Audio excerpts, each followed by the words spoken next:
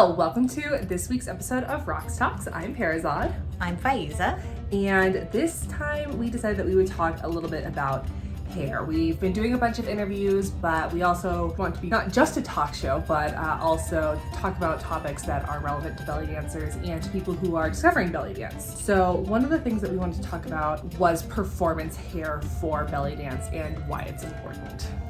Which it is. And so I'm going to tell you one of my reasons that I started wearing hair. I'm not wearing additional hair now, but many years ago, I used to have similar hair and I just always wore my hair like curled and just wore it down when I performed. And then I cut my hair short. And so I felt like I needed to have something, and I got a ponytail, a clip-on ponytail, which you have seen Perizaad with a ponytail. Not today, but Last couple episodes.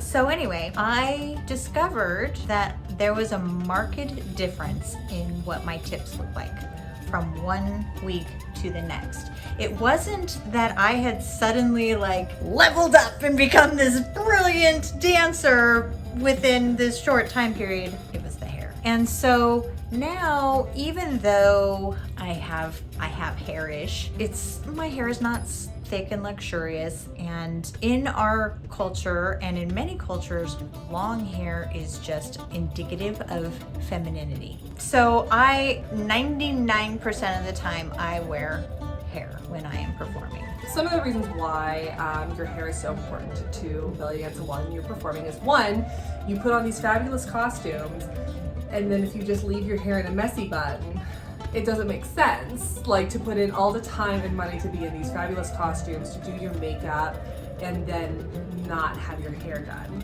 First of all, it's to complete the look. It's also really important to the culture because, one of the things we talk about, especially now that we're doing so much more folkloric dance, there's so much hair throwing, and, Faizeh and I weren't blessed with the gene that gives us hair to our butts, so we have to do something so we have that. First of all, it's getting into ways to wear your hair for belly dance. The thing to consider no matter how you wear your hair is what you're going to be doing during your performance. I love the picture that I've bbeen seeing recently of Helena Vlahos with the beehive at the Fez, but it wouldn't be a good look for a sword piece. No.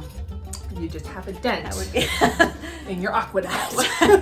Meanwhile, a headband or a turban, which turbans have become really popular, very much in vogue recently, would be great for a sword piece.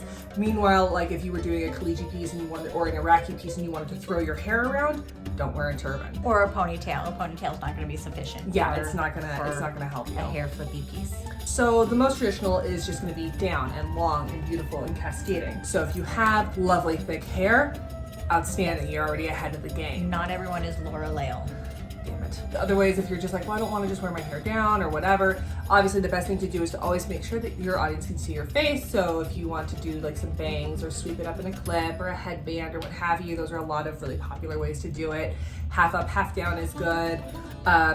Putting it up in a ponytail or clipping in a ponytail if you need it is very, very popular, very item of Jeannie and Jasmine and all of that. And the nice thing about that is if it's hot, Yes. then you're pulling your hair up off of your neck, and you can still kind of swish around that ponytail in the back in a Yes. cute way, Yes. and not have all of this And exactly, attaching to your neck. The thing is too is that because if you're in a wig, it's like wearing a hat. It's like wearing a beanie. Yes. So while you are dancing under stage lights, potentially in summer. So that can be really hard to deal with. Whereas a clip and ponytail, it's still all your natural hair exposed with just a thing here, which can be really nice. So always consider that. The other thing to consider when you're doing your hair is if you already have fantastic texture and you're blessed and you ain't gonna touch it, great. Watch our next episode. For the rest of us who have curly hair, want straight hair, or have straight hair, want curly hair, the thing to consider whether you add hair or style your own hair is that you are going to sweat. Yes. You just are. Unless you don't have sweat glands or something like that, you're going to sweat. And when you sweat, it's going to change your hair texture. I bring this up because as somebody who used to use clip-in extensions, I have naturally very curly hair. So I tend to, because I want longer hair and I have a rather short haircut, I have the lovely conundrum of always trying to blend my natural hair into a similar texture to my extensions sometimes. Well, at least at the beginning of the night, I'm usually pretty successful. But if it's humid, if it's hot, if somebody looks at it sideways, usually what will happen is my hair that's been like straightened and like kind of blown out will get bigger, it'll frizz, so it will come up. Meanwhile, the lovely curls that I've put into my extensions will fall out. So whether you have curly hair and you're straightening it, you need to consider the fact that you're going to be sweating, and so therefore anything that's touching you is going to frizz. Or if you have straight hair and you curl it, you need to consider the fact that it might come out. So I always find the most popular way, because it's the fastest and the most convenient, is obviously to do a hot tool set, you know, with a curling iron or with hot rollers, etc. But the set that's going to stay the longest is also the most time intensive, and that's going to be a wet to dry set. It just is. If you put your hair up while it's damp into curlers and then take it down, it's going to stay forever. The one thing I know, the reason why I was always kind of about wet to dry set on my own hair is because I didn't really have control of the texture. Basically, I'd put my hair up. If I sat under a bonnet dryer or let time pass naturally, basically when I took my hair down once it was dry, whatever was there was kind of what I had to work with. So on the one hand, it will stay. On the other hand, you don't necessarily have as much control as you might with a hot tool.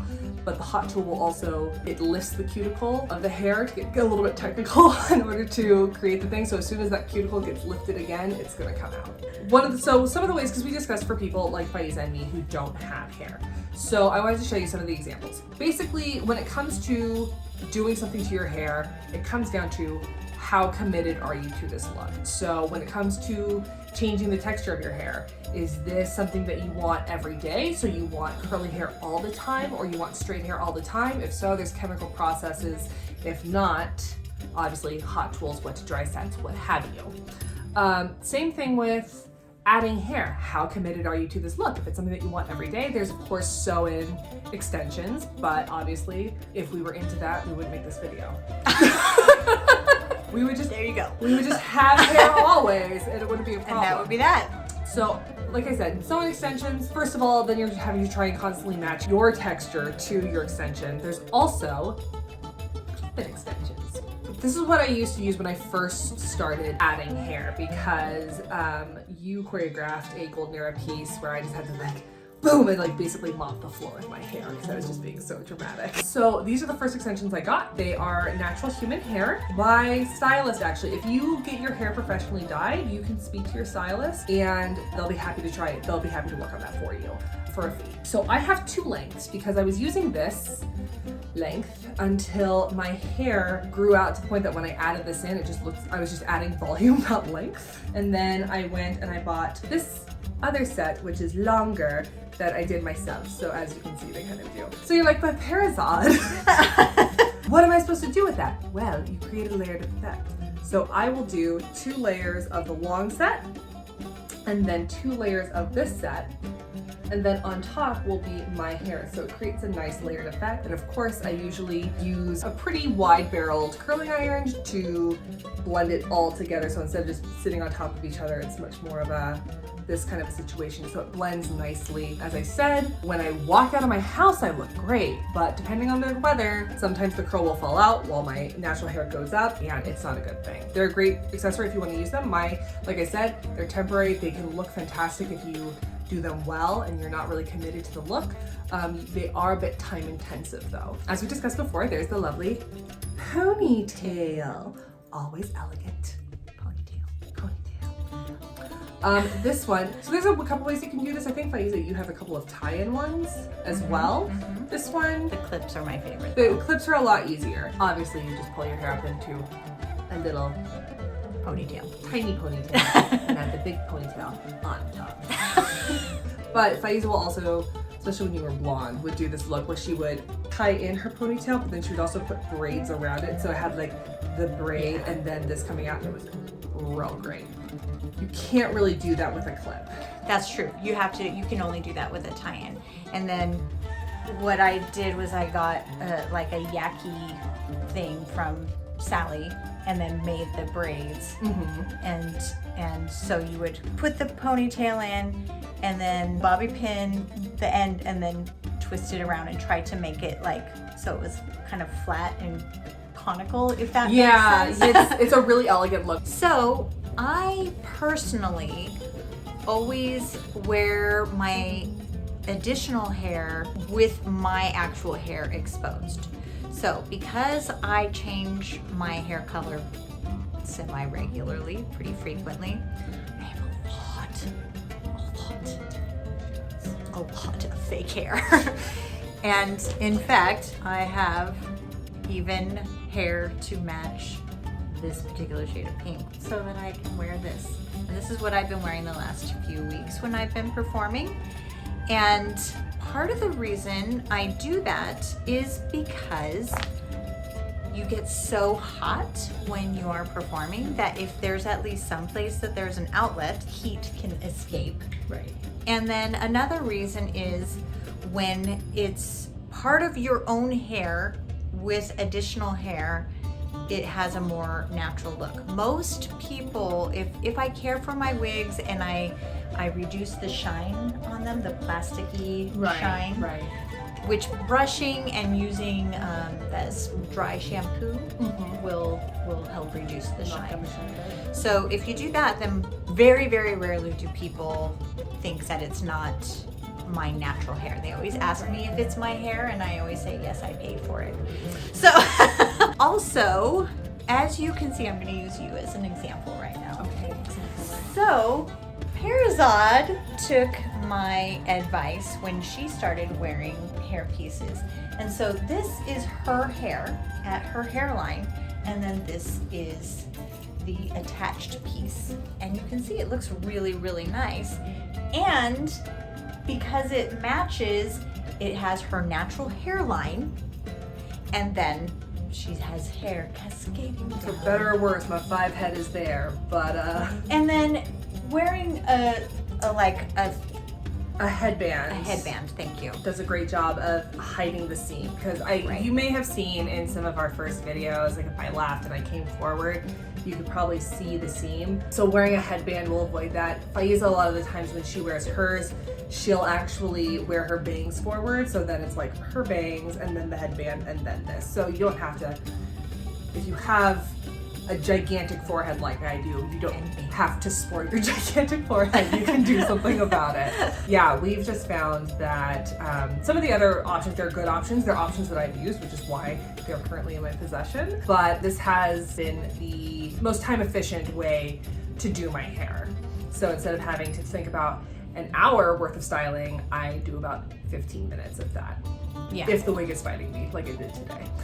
Something that I have learned.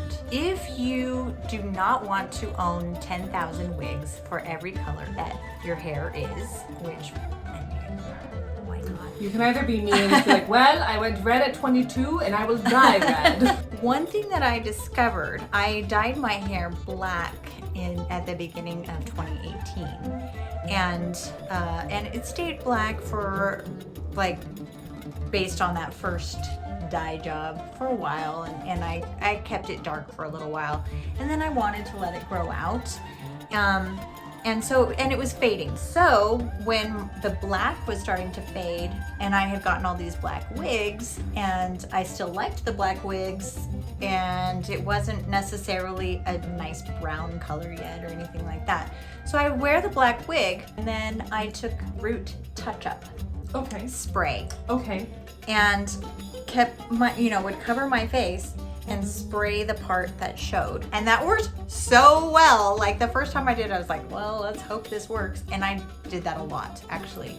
That's the best technique for people with blonde hair, brown hair, or black hair. If you have funky colored hair or red for some reason, that gets more difficult. I can tell you my secret for red hair. Okay. I actually take the Ben Nye bruise wheel. I happen to have that, but what you need is just cream colors of the yellow, red, and brown. And what I do is I basically, because my hair is kind of a dark copper, I guess, I take 1 part red, 1 part yellow, 2 parts brown, mix it all together, and then just like out of the movie Chicago with Renee Zellweger, I put it on a toothbrush and I comb it into my hairline. There you go. So that's, and I've done it for photo shoots, I've done it for, I actually did it for a job interview one time.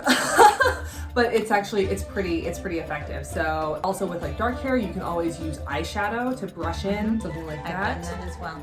So I've done that as well. as I was talking to Faizeh off camera, we are showgirls living in a beauty vloggers world. So if you want looks that look good from this far away, come talk to us. Yes. So I just wanted to add really quick about bobby pins. Why are you gonna add all of this hair on your head if you have to dance really carefully to make sure it doesn't come off your head? So here's the thing, you bobby pin it to your head. Now you're wondering, Perizaad, how do I bobby pin it to my head? I'll tell you. So one of the things that I had to consider, and I talked to my stylist about this the last time I was there, because I started wearing my hair like this with the headband, and I was just like, I feel like the clips, even though I tease my hair and hairspray and do all kinds of stuff for it to clip into, like for the combs to go into, I still feel like it slips. Especially for me, it wasn't so much that it was slipping back this way, it was that the back was coming up. Yeah. So she said that one of the reasons why is because everybody, if you know your skull, you have this big bump right here called the occipital bone, or you don't. So whether or not it slips, it depends on how much the occipital bone protrudes from your head. And if it doesn't protrude very much, then what she said to do is to either, you can, if you're having a really hard time with it, you can either shave right here, or if you don't have that much hair, you can take wig tape and tape the bottom to here, or you can do what I've started doing, which is you take bobby pins, like the big old roller pins. The only bobby pins that I have ever thought were worthwhile were the ones I got from Sally's. Everything else comes out of my head. And you put them in the opposite direction of the way that you're trying to make it not go. So if it's slipping up, you're gonna put your bobby pins in facing down. If it keeps sliding back, you're gonna put your bobby pins this way. Mm-hmm. The other thing that you can do is on the back of your head back Yeah, here, that's what I do. you form the X. So if you're like me, I have teased hair with combs in it. I have bobby pins here, I have bobby pins here, and I'm feeling pretty confident about what I could do with this wig right now. Do some hair. I mean, I would, but I don't want to like smack you in the face. Oh, okay, here we go. Nice. So the problem with that was that I didn't whip my hair hard enough for it to go back into place, but my wig stayed in place. There you go. That was the point. That was the test. At the end of the day, whatever you decide to do something. Just don't ignore the fact that hair exists. Because here's the thing, at the end of the day, it's not your job to go home with the men and the women that you dance for and belly dance. It is your job to give them a show. It's true. They don't need to see your I woke up like this. They're here for the show. When you're considering how you're presenting yourself, you need to consider, like, part of your costume is your hair, part of your costume is your jewelry, part of your costume are your eyelashes. Okay, well, I think that does that for hair. This has been Perizaad. And Faizeh. And thanks for joining us for this episode of Raqs Talks. We put out new videos every Wednesday. Don't forget to like, comment, and subscribe. Ma salama!